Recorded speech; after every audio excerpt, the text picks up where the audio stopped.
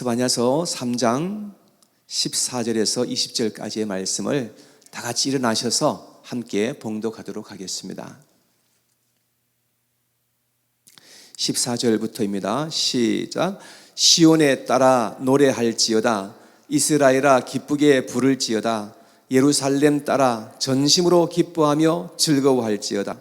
여호와가 내 형벌을 제거하였고 내 원수를 쫓아냈으며 이스라엘 왕 여호와가 내 가운데 계시니 내가 다시는 화를 당할까 두려워하지 아니할 것이라. 그날에 사람이 예루살렘에 이르기를 두려워하지 말라. 시온아 내 손을 늘어뜨리지 말라.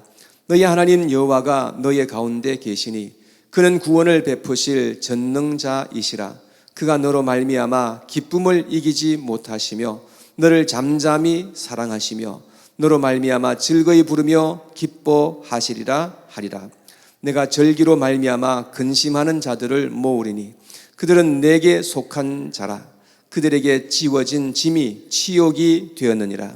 그때에 내가 너를 괴롭게 하는 자를 다 보라고 저는 자를 구원하며 쫓겨난 자를 모으며 온 세상에서 수욕받는 자에게 칭찬과 명성을 얻게 하리라. 내가 그때에 너희를 이끌어 그때에 너희를 모을지라. 내가 너희 목전에서 너희의 사로잡힘을 돌이킬 때에 너희에게 천하 만민 가운데서 명성과 칭찬을 얻게 하리라. 여호와의 말이니라. 아멘. 자리에 앉겠습니다.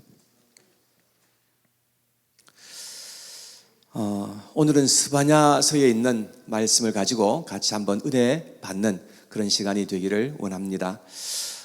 스바냐서 전체에서 아마 제일 기억에 남는 구절이라고 한다면 3장 17절의 말씀일 겁니다. 이 구절을 이제 노래를 만들어 가지고 부른 그런 찬양이 있는데요. 이 시간에 제가 한번 찬양을 먼저 드리고 그리고 이제 계속해서 말씀을 이어가려고 하는데, 혹시 이 찬양 아시는 분들도 계시니까 아시는 분들은 좀 같이 하면 참 좋을 것 같습니다.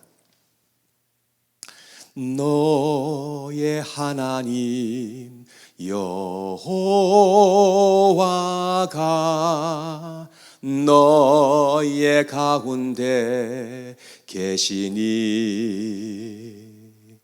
그는 구원을 베푸실 전능자시라.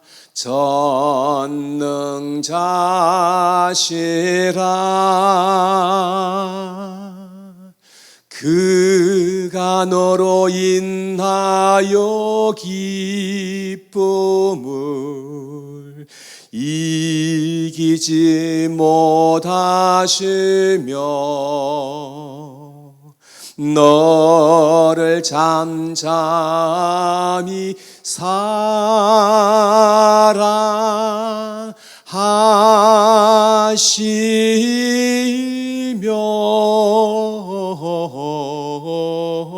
즐거이 부르며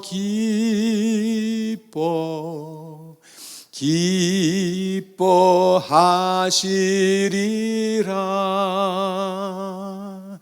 즐거이 부르며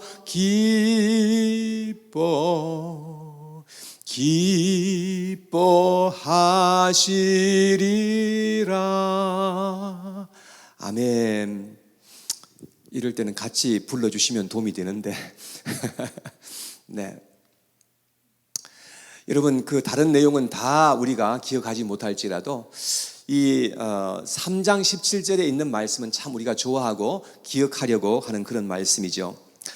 저도 최근에 이 구절을 읽으면서 새롭게 하나님의 은혜를 받은 적이 있었습니다. 특별히 이 구절에서 그가 너로 말미암아 기쁨을 이기지 못하여 하신다 라는 이 대목을 읽을 때에 하나님께서 저의 마음속에 믿음을 주셨어요. 그래서 그 말씀을 있는 그대로 제 마음속에 믿으니까 그러니까 얼마나 참 제 마음이 기쁘고 감격이 되었는지 모릅니다. 오늘 이 시간에도 하나님께서 우리에게 큰 은혜를 베풀어 주시기를 간절히 원합니다. 스바냐 선지자는 누군지 1장 1절에 보면 우리가 잘 알 수가 있습니다. 1장 1절을 보시면 우리 한번 같이 1장 1절을 읽어보겠습니다. 시작. 아몬의 아들 유다 왕 요시야의 시대에 스바냐에게 임한 여호와의 말씀이라. 스바냐는 히스기야의 현손이요 아마랴의 증손이요 그다랴의 손자요 구시의 아들이었더라. 자, 그래서 이 스바냐 선지자는 요시야 왕이 이제 나라를 통치할 때에 활동했던 그러한 선지자였습니다. 그리고 이 스바냐 선지자는 왕의 피가 흐르는 왕손이었어요. 그리고 요시야 왕과는 친척 관계에 있었던 그러한 사람이었음을 우리가 알게 되는데요. 스바냐 이 전체는 3장으로 되어 있는 아주 짧은 예언서입니다. 스바냐는 세 가지의 내용을 담고 있는데 특별히 그 당시의 지도자들에게 강하게 아주 외쳤던 그러한 메시지를 증거하고 있는 것입니다. 자, 첫째, 스바냐는 하나님의 엄중한 심판을 선포했던 것을 볼 수가 있습니다. 1장 전체를 통해서 하나님이 유다 나라를 어떻게 심판하실 것인지를 말씀하고 있는데, 먼저 2절과 3절을 한번 보겠습니다. 스바냐서 1장 2절과 3절의 말씀을 제가 읽겠습니다. 여호와께서 이르시되 내가 땅 위에서 모든 것을 진멸하리라. 내가 사람과 짐승을 진멸하고 공중의 새와 바다의 고기와 거치게 하는 것과 악인들을 아울러 진멸할 것이라. 내가 사람을 땅 위에서 멸절하리라. 나 여호와가 말이니라. 여러분, 진멸하리라는 말이 2번이나 나오고요. 그리고 멸절하리라는 말이 1번 이렇게 나오는 것을 볼 수가 있는데, 참 이 말씀을 읽으면서도 우리가 섬뜩한 그런 느낌이 들 정도로 그런 말씀을 하셨어요. 성경 어디에도 이렇게 하나님의 심판을 강렬히 외친 곳이 없을 만큼 선지자는 하나님께서 심판하실 것을 엄중하게 말씀하고 있는 것이죠. 또한 4절과 6절 그 사이에도 보니까 멸절하리라 하는 이 말이 3번씩 더 나와 있어요. 그러니까 하나님께서는 반드시 그들을 심판하시고 그들을 심판하실 것은 정해져 있는 것이다 라는 것을 상기시켜 주신 것입니다. 그리고 2장에 넘어가면은 이제는 이방 나라에 대한 하나님의 심판을 경고하고 있습니다. 유다 나라에 많은 그런 주변에 있는 나라들이 있었거든요. 그 나라들도 다 하나님의 심판 아래 있음을 그렇게 말씀을 한 것입니다. 그래서 율법 아래 살아가는 유대인들도 하나님의 심판이 있을 것이고, 율법 없이 살아가는 이방인들도 다 하나님의 심판 아래 있다는 것을 말씀하고 있는 것이죠. 성경에 보면 이제 이 세상 마지막 때가 되면 모든 나라들을 하나님께서 다 심판하실 것에 대해서 성경은 분명하게 선언하고 있음을 보게 되는 것입니다. 사실 예수님은 이 땅에 오셔서 말씀하신 것을 보면 천국에 대한 말씀도 많이 하셨는데, 천국에 대한 말씀보다도 지옥에 대한 말씀을 훨씬 더 많이 하셨어요. 그 이유는 천국이 실제하는 것처럼 지옥도 역시 실제하는 곳임을 말씀하고 있는 것이거든요. 그래서 하나님의 뜻은 한 사람도 지옥에 떨어지는 것을 원치 아니하시는 그런 하나님이신 것임을 성경은 우리에게 말씀해 주고 있는데요. 그래서 에스겔서 18장 32절에 있는 말씀인데 제가 찾아서 읽어드리도록 하겠습니다. 오늘은 평소보다 조금 더 시간이 걸릴 수도 있습니다. 에스겔서 18장 32절 말씀에, 제가 가진 성경은 1176페이지입니다. 에스겔서 18장 32절에 봉독해드립니다. 주 여호와의 말씀이라. 죽을 자가 죽는 것도 내가 기뻐하지 아니하노니 너희는 스스로 돌이키고 살지니라. 자, 여기에 보면 하나님은 아무도 죄로 말미암아 심판받고 지옥에 떨어지는 것을 하나님이 기뻐하지 않는다라는 것을 우리에게 말씀해 주고 있는 것이지요. 여러분, 그러나 분명한 것은 뭐냐면 죄에 대한 하나님의 심판과 지옥의 형벌은 반드시 있다라는 것을 성경은 우리에게 말씀해 주고 있는 것입니다. 우리는 이 사실을 분명히 믿고 믿음으로 우리가 준비하는 그런 삶을 살아가야 할 줄로 믿습니다. 자, 그 다음에 두 번째, 스바냐는 인간의 부패와 타락상을 지적하고 있는 것입니다. 3장 초반부터에 보면은 하나님은 예루살렘에 대한 심판을 말씀하고 있는 것입니다.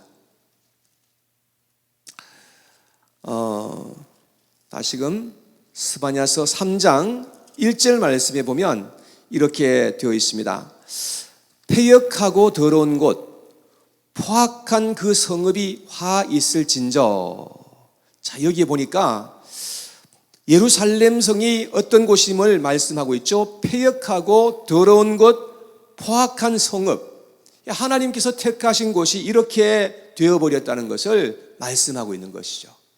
그리고 3장 3절부터에 보면 네 부류의 사람들에 대해서 지금 이야기하고 있는데, 방백들, 재판장, 선지자, 제사장들에 대한 그런 이야기가 나옵니다. 이들은 다 지도자였습니다. 근데 무엇보다도 지도자들이 가장 타락한 그러한 사람들이 되었음을 이렇게 말씀하고 있는 것이지요. 그리고 그들이 어떻게 할 것에 대해서 2절에 이렇게 말씀합니다. 2절에 보세요. 그가 명령을 듣지 아니하며 교훈을 받지 아니하며 여호와를 의뢰하지 아니하며 자기 하나님에게 가까이 나아가지 아니하였도다. 자, 네 가지를 말씀했는데, 첫째는 명령을 듣지 않았다, 교훈을 받지 않았다, 여호와를 의뢰하지 않았다, 하나님께 가까이 나가지 않았다, 이렇게 말씀하고 있습니다. 하나님의 백성들이 하나님께 가까이 나가지 않을 때 어떻게 되는지를 우리가 알아야 되는 것입니다. 여러분, 하나님의 백성들이 하나님께 가까이 하지 않으면 다른 길이 없습니다. 이 세상에 있는 우상을 섬기게 되어 있다는 것입니다.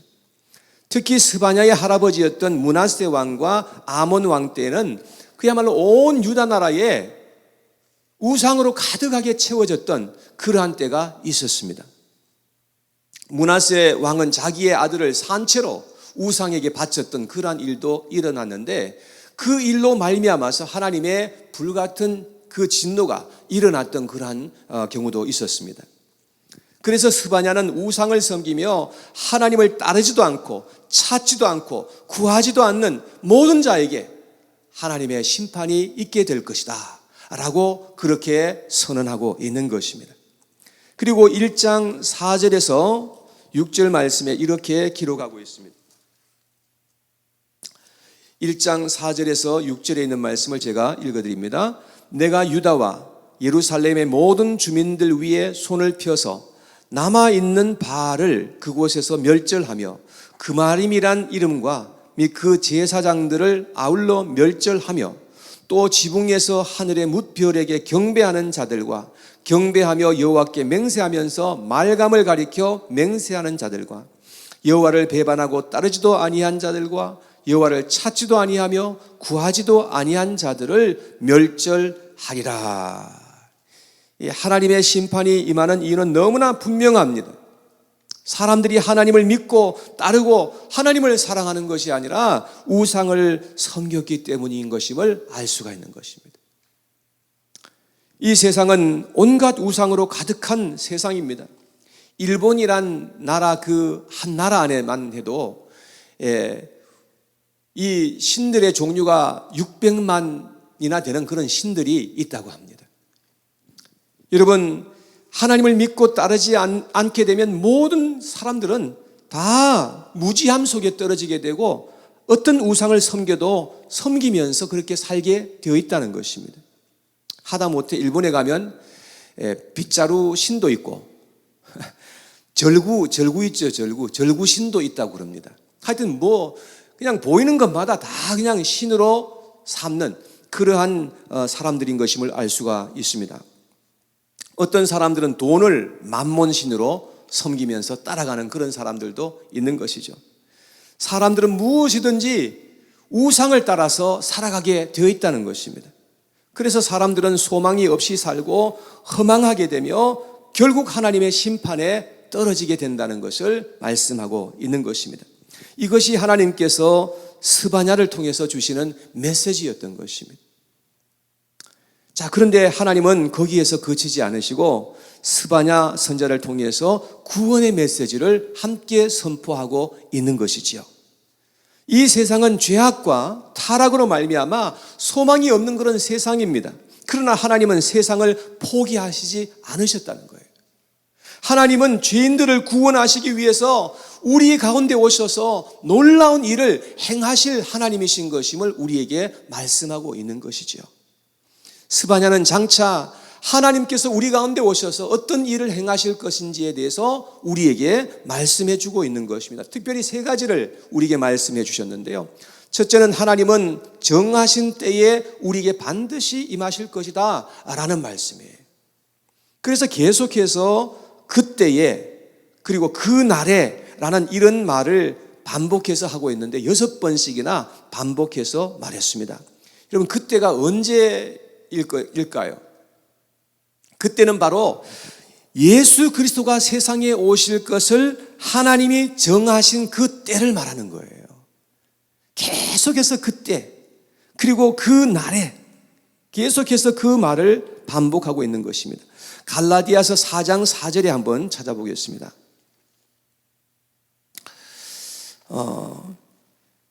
신약 성경 갈라디아서 4장 4절에 보면 이런 말씀이 기록되어 있습니다. 때가 참에 하나님이 그 아들을 보내사, 그 아들은 바로 예수 그리스도이시죠. 그 아들을 보내사 여자에게서 나게 하시고 율법 아래에 나게 하신 것은 그랬습니다. 하나님이 정하신 때가 참에 하나님이 그 아들을 세상에 보내셨다라고 성경은 그렇게 말씀하고 있습니다. 또 마가복음 1장 15절에 보면 예수님께서 말씀하시기를 때가 찼고 하나님의 나라가 가까웠으니 라고 했습니다. 예수님은 하나님께서 정하신 정확한 때에 세상을 구원하시기 위해서 육체를 입으시고 이 세상에 찾아오신 그런 하나님이신 것임을 여러분 꼭 믿으시기를 바랍니다. 예수님께서 이 세상에 오신 것은 우연히 된 것이 아니에요. 하나님께서 수천 년 동안 보내시리라고 약속하신 그 말씀을 따라서 예수님께서 정확한 때에 이 세상에 찾아오셨다는 겁니다. 두 번째, 하나님은 남겨두신 자들을 구원하시리라 말씀하셨습니다. 하나님 모든 세상에 있는 사람들을 구원하시리라 하신 적이 없습니다. 하나님은 남겨두신 자를 구원하시겠다고 말씀했습니다. 3장 12절과 13절에 있는 말씀을 보면 스바냐서 3장 12절과 13절에 이렇게 기록합니다. 내가 곤고하고 가난한 백성을 내 가운데에 남겨두리니 그들이 여호와의 이름을 의탁하여 보호를 받을지라. 이스라엘의 남은 자는 악을 행하지 아니하며 거짓을 말하지 아니하며 입에 거짓된 혀가 없으며 먹고 누울지라도 그들을 두렵게 할 자가 없으리라. 자, 여기에 보면 이 세상에는 하나님이 남겨두신 자가 있다는 겁니다. 그러면 하나님이 남겨두신 자가 누구일까요? 우리는 누구인지 모르죠. 근데 하나님께서 남겨두신 자들에게는 이 특별한 이 특징이 있는데 세 가지로 이렇게 말씀을 하고 있습니다. 첫째, 그들은 곤고하고 가난한 자들이다. 곤고하고 가난한 자들. 두 번째는 여호와의 이름을 의탁하는 자들이다. 세 번째는 악을 행하지 않고 거짓을 말하지 않고 의롭게 살아가는 자들이다 라고 말씀하고 있습니다. 이들은 영적으로 곤고하고 가난한 자들을 가리키는 것입니다. 그래서 하나님을 향해서 갈급해하고 하나님을 찾는 그러한 사람들일 것임을 의미하고 있는 것이죠. 그래서 2장 1절과 2절에 보면 또 이렇게 기록하고 있습니다. 2장 1절과 2절에 수치를 모르는 백성아 모일지어다 모일지어다 명령이 시행되어 날이 겨같이 지나가기 전 여호와의 진노가 너희에게 내리기 전 여호와의 분노의 날이 너희에게 이르기 전에 그리할지어다. 자, 이게 보니까 하나님의 진노가 임하기 전에 함께 모이라고 그렇게 말씀을 하고 있죠. 여러분, 우리가 함께 모이는 것이 얼마나 중요한 일인지 알 수가 없습니다. 우리가 모이지 않고 그냥 개인적으로 그냥 그렇게 살아가게 되면 아무 일도 일어나지 않죠. 근데 하나님께서 우리가 함께 모일 때에 하나님께서 놀라운 일을 행하실 것이라고 그렇게 말씀하고 있는 것입니다.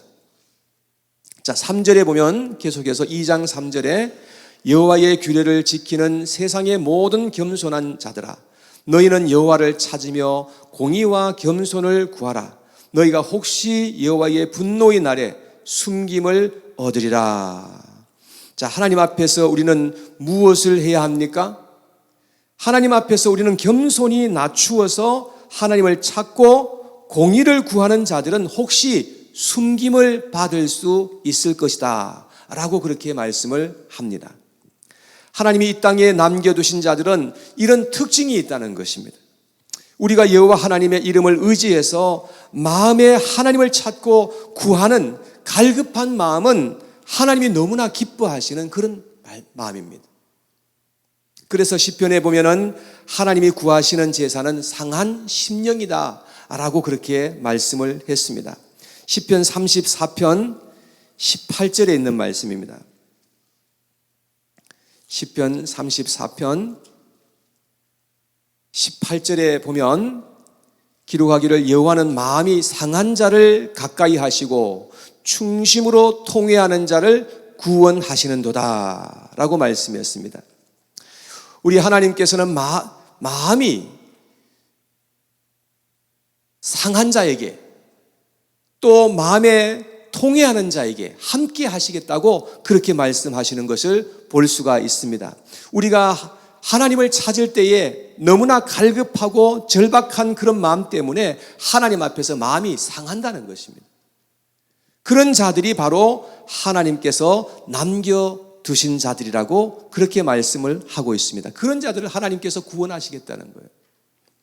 사랑하는 여러분, 하나님 앞에서 우리는 겸손하고 마음이 상하고 통회하는 마음으로 나아가야 할 줄로 믿습니다.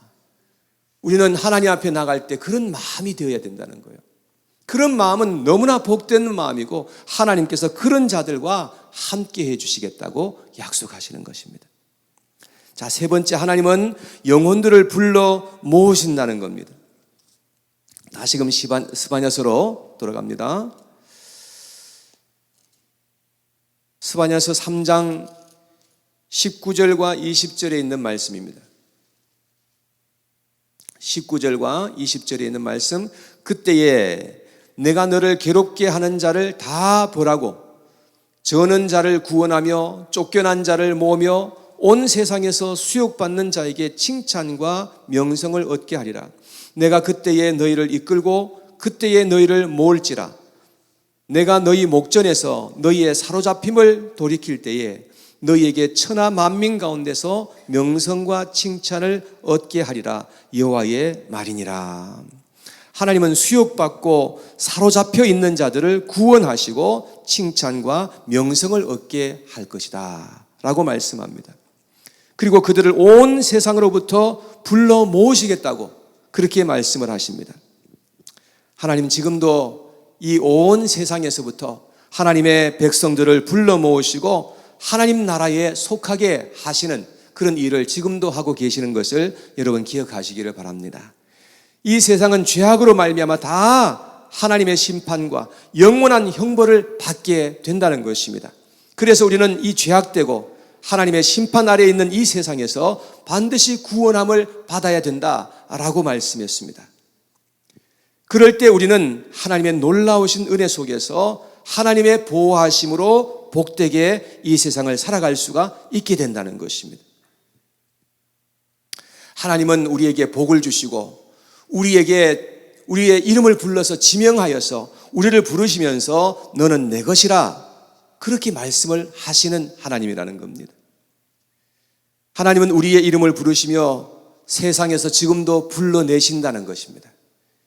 이 세상 구석구석 어디에든지 하나님께서 찾아가셔서 하나님의 백성들을 불러내시는 거죠. 그리고 하나님이 불러내신 사람들을 그 사람들이 함께 모인 곳을 교회라고 그렇게 말씀하셨습니다. 여러분, 그래서 여기를 교회라고 부르는 이유가 바로 거기에 있는 것입니다. 교회는 하나님께서 세상에서 불러내신 그 사람들이 함께 있는 그곳을 교회라고 그렇게 말하는 것이죠. 자, 3장 17절에 있는 말씀을 다시 한번 보겠습니다. 3장 17절 말씀 같이 한번 한 목소리로 읽어보겠습니다. 시작. 너의 하나님 여호와가 너의 가운데에 계시니 그는 구원을 베푸실 전능자이시라. 그가 너로 말미암아 기쁨을 이기지 못하시며 너를 잠잠히 사랑하시며 너로 말미암아 즐거이 부르며 기뻐하시리라 하리라. 얼마나 놀라운 말씀인지요. 이 말씀은 구원받은 하나님의 백성들에게 하시는 하나님의 특별하신 말씀인 것이죠. 하나님이 하나님의 백성들과 함께해 주시겠다고 말씀합니다. 그 하나님은 우리에게 구원을 베푸실 전능하신 하나님이라고 그렇게 말씀을 합니다. 그래서 하나님은 어떠한 상황 속에서도 우리를 구원하실 수 있는 그런 하나님이신 것임을 이렇게 말씀하시는 거죠. 그런데 그 하나님이 우리를 얼마나 기뻐해 주시는지 기쁨을 이기지 못할 정도로 그렇게 기뻐하신다고 말씀을 합니다. 우리는 여전히 부족하고 허물이 많은 그러한 사람들이지만 하나님은 우리를 너무나 기뻐하시고 사랑하시는 그런 하나님이신 것임을 여러분 기억하시기를 바랍니다. 우리는 여전히 참으로 실수가 많고 여전히 부족합니다. 그럼에도 불구하고 하나님께서는 우리에게 계속해서 다가오셔서 우리를 사랑하시고 우리에게 은혜를 베풀어 주시기를 원하시고 우리를 기뻐하시는 그런 하나님이신 것임을 계속해서 말씀하시는 거죠. 그래서 우리는 이 세상에 살아갈 때에 죄악 속에 계속해서 머물러 살아가는 것이 아니라 하나님의 구원의 방주 속으로 우리는 반드시 들어가야만 한다는 것입니다. 예수님은 우리를 완전하고 영원히 구원하시기 위해서 이 땅에 찾아오신 참 구원자, 우리의 영원한 방주가 되어주시는 그런 분이신 것임을 기억하시기를 바랍니다. 예수님이 베푸시는 이 구원은 너무나 놀라운 구원입니다. 그래서 3장 15절에 이렇게 말씀을 하고 있습니다. 3장 15절에 보세요. 여호와가 내 형벌을 제거하였고 내 원수를 쫓아냈으며 이스라엘 왕 여호와가 내 가운데 계시니 내가 다시는 화를 당할까 두려워하지 아니할 것이라. 예수님은 우리의 모든 형벌을 제하여 버리시겠다고 그렇게 말씀하십니다. 지금까지 우리가 세상에서 지은 모든 죄로 말미암아 걸려있는 모든 것을 도말하시고 우리를 자유케 해주시겠다는 것입니다. 그리고 우리의 원수를 쫓아내시겠다고 또 말씀하십니다. 우리의 원수는 사탄 마귀입니다. 사단 마귀를 우리에게서 떠나가게 하시고 우리는 완전히 그 사단 마귀의 그 억압에서부터 자유함을 받게 되고 해방하게 될 것을 말씀하시는 것이요. 히브리서 2장 14절에 보니까 이런 말씀이 기록되어 있습니다. 히브리서 2장 14절에 보면 예수님께서 이 땅에 오신 그 목적을 우리에게 말씀해 주고 있습니다. 2장 14절에 자녀들은 혈과 육에 속하였음에 그도 또한 같은 모양으로 혈과 육을 함께 지니심은 죽음을 통하여 죽음의 세력을 잡은 자 곧 마귀를 멸하시며. 자, 여기에 보니까 예수님께서 육체를 입고 이 세상에 찾아오신 그 목적은 죽음의 세력을 잡은 자 마귀를 멸하기 위해서 오셨다고 그렇게 말씀을 하고 있습니다. 그래서 요한일서 5장 18절에 보면은 예수 그리스도를 통해서 구원받은 하나님의 백성들은 마귀가 손도 댈 수 없다고 그렇게 말씀을 하였습니다. 그리고 하나님이 우리와 함께 해 주시기에 우리는 더 이상 화를 당할까 두려워하지 않아도 된다고 그렇게 말씀을 하고 있습니다. 우리가 하나님의 날개 아래 거하면 하나님의 절대적인 보호하심 속에 우리를 인도해 주신다고 말씀하시는 거죠. 그래서 시편 91편을 한번 또 찾아보겠습니다. 시편 91편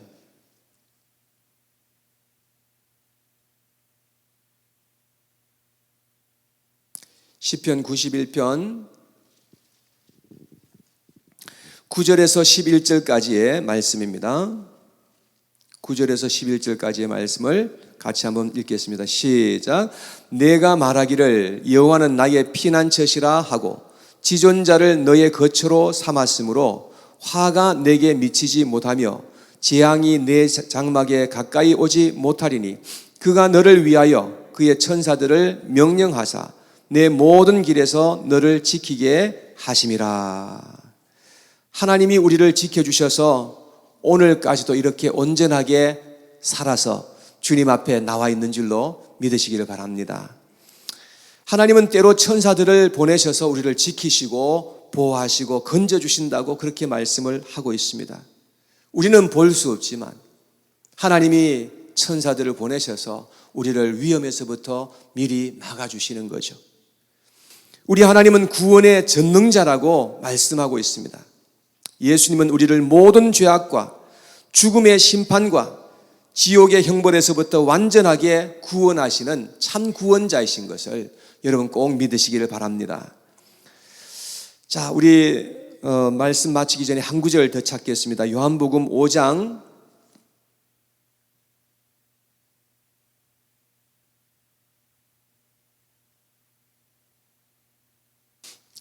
5장 24절 말씀입니다. 24절 말씀 같이 한번 읽어봐요. 시작. 내가 진실로 진실로 너희에게 이르노니 내 말을 듣고 또 나 보내신 이를 믿는 자는 영생을 얻었고 심판에 이르지 아니하나니 사망에서 생명으로 옮겼느니라. 자, 예수 그리스도를 믿는 자들에게는 영생이 있고 심판에 이르지 아니한다고 그렇게 말씀을 하고 있습니다. 여러분, 그리고 우리는 놀라운 그 하나님의 구원의 은총 속으로 우리가 들어간다는 것입니다. 그래서 사망에 우리가 살고 있었는데 사망에서부터 옮겨서 생명으로 들어간다는 것입니다. 이 모든 일은 하나님께서 예수님을 통해서 우리를 위하여서 행하여 주신 일이라는 것입니다. 사랑하는 여러분, 이 땅 위에 살아갈 때에 이러한 하나님의 특별한 은총과 축복 속에서 살아가시는 저와 여러분 모두가 되기를 간절히 원합니다.